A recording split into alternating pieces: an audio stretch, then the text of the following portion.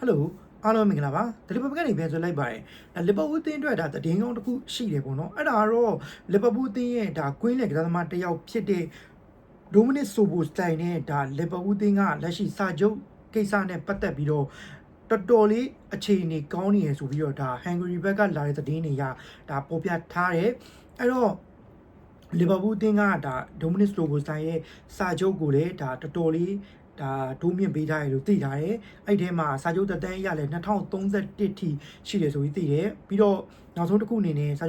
ချုပ်ထဲမှာကျွန်တော်တို့အသင်းရဲ့ future captain အနေနဲ့ပါထည့်ထားတယ်ဆိုပြီးတော့ဒါပေါ်ပြထားတယ်ပေါ့နော်အဲ့တော့ဒါအသင်းအတွက်တော်တော်လေးကောင်းတဲ့ဒါသတင်းတစ်ခုလို့ကျွန်တော်ပြောရမယ်အသင်းအနေနဲ့လက်ရှိမှာဒါကစားသမားတွေနဲ့ပတ်သက်ပြီးတော့ကောလာဟလာတွေအများကြီးထွက်နေတယ်ဒါပေမဲ့ဒါကတော်တော်လေး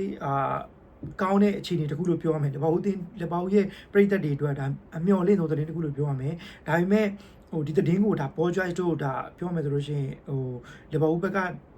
တရားဝင်တော့ဖော်ပြထားတာတော့မရှိသေးဘူးဒါဟန်ဂရီဘက်ကလာတဲ့သတင်းတွေဒါပေမဲ့ဒီသတင်းကိုကြားရတာနဲ့ဒါတော်